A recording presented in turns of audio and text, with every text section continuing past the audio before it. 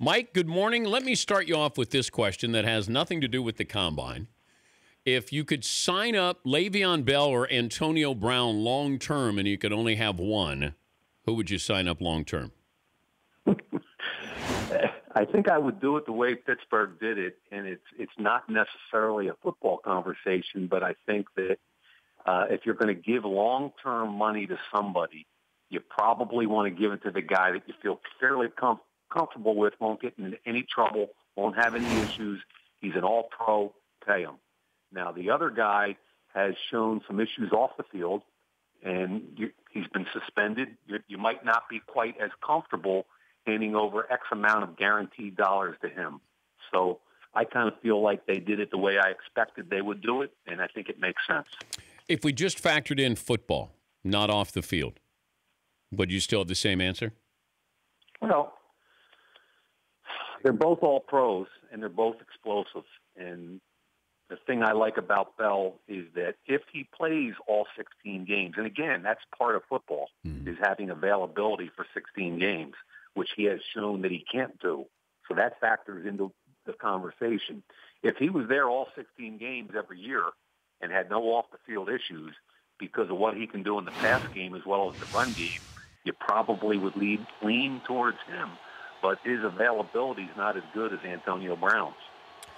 I think we're on the same page with these quarterbacks. I don't think anybody's ready to start, and I wouldn't use a high draft pick for them. By the way, McLovin reminded me Buffalo is they have the 10th pick overall, not the 11th. So here's the over-under for you, Mike. Number of quarterbacks taken in the first 10 picks is 1.5. Are you going over or under? I think 2 could go. So I'd probably take the over, and there's a good chance that 4 could go in the first round, and it's too early in the process. But man, it blows me away because what's happened is there's this interesting dichotomy going on. On the one hand, kids are declaring earlier and earlier for the draft, meaning they're really not ready. Mm-hmm. And on the other hand, especially if you take a quarterback in the first round, there's this incredible pressure to play the kid. And the two don't match up. And unfortunately, that's where we are right now in the NFL. I look at Trubisky, and there's not enough sample size there for me that I can go all in on him. Deshaun Watson, I like. It feels like Buffalo is going to take him. I don't know about Kaiser. I like Mahomes a lot, but you're right. I think it's so early in the process that these mock drafts are misleading because we feel like if a kid doesn't go where he's supposed to go, then somehow it's on him. Not that maybe he shouldn't have been slotted to go there in the first place. But we always focus on the quarterbacks. Is there one that you feel like, are we looking at safer bets with quarterbacks here as opposed to somebody who comes in and starts right away, which I don't see anybody doing that? With the way I've got the quarterback thing segmented this year is the top 4 guys all have, in my mind, some kind of first-round talent, just to make it simple. Mm-hmm. They also have different issues associated with each one of them. We get all whacked out of control with these mock drafts that, to be honest with you, the more we get into the tape of the quarterbacks and the more the quarterback coaches and offensive coordinators meet these kids face-to-face, that has a heck of a lot more to do with it than the ability to watch 3 or 4 or 5 games and come out with a mock draft or come out with a top 5 list. So I think these 4 kids are going to get torn apart in the next couple of months, mentally, physically, and every other way. And what happens is as teams get to know the kids personally, they start to kind of feel more confident in one kid than another. And that's just part of the process. Why is the 40-yard dash still relevant? The hot button term these days in all sports is analytics. And I think if you want the NFL version of it, the NFL has been doing analytics for a lot of years, just under a different name, and the name is the Combine.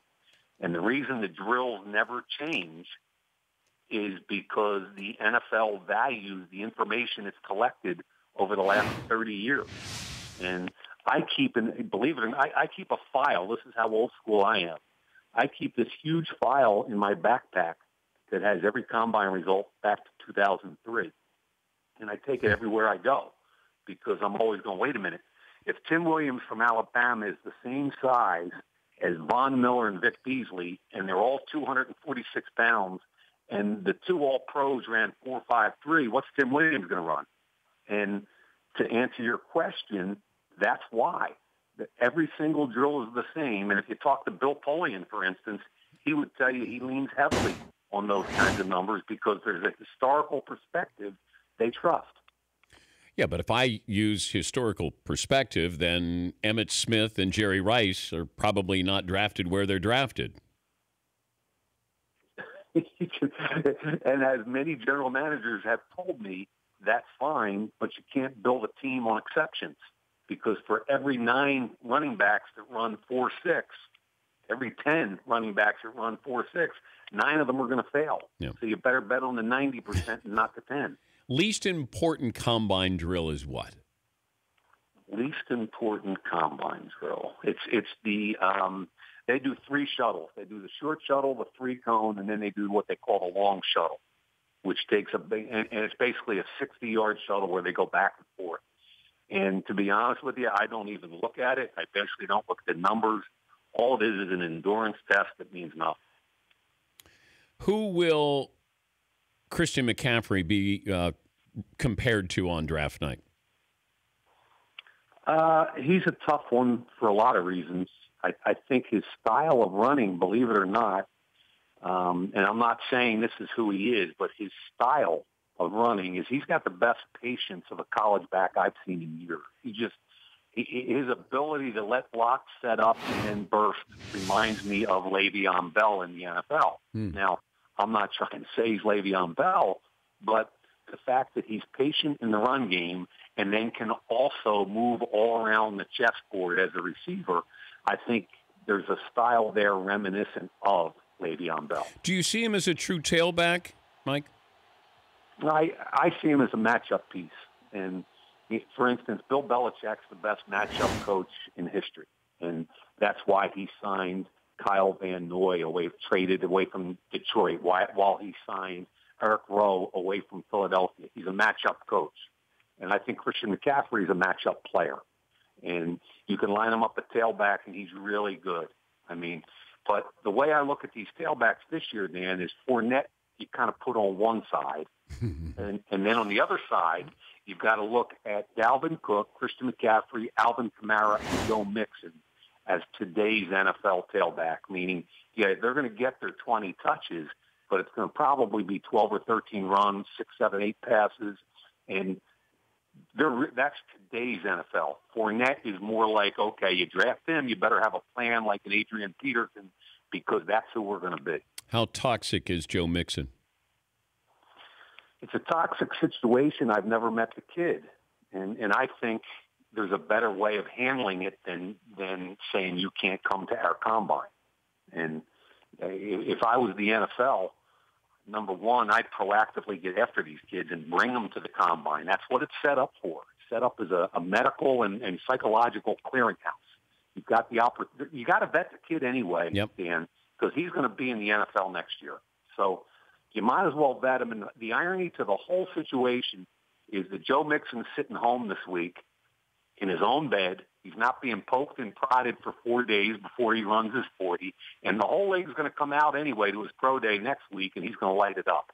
So he almost has an advantage not being invited to the combine. One of the guys I love in the draft is Solomon Thomas of Stanford. I don't know what you think, but I'm calling him my guy on draft night. If you want to jump in, be in first class on the bandwagon, you want to jump in? I'd like to be your co-pilot on that one. That's pretty good. You know what's interesting about him is people want to say he's Aaron Donald. Now, Aaron Donald had a freaky combine at 285 pounds. I think he ran 4.68, if I remember correctly, at 285. Now, Solomon Thomas can play outside. He can play inside. He's listed at 273. But when the Stanford players ran their wind sprints and all their testing, they took him out of the defensive line because he was too freaky for them, and he ran with the tight ends, fullbacks, and linebackers. So you got a good guy there. He's going to run 4.6 40 at the combine. He's going to run 4.6. He might jump 10 feet.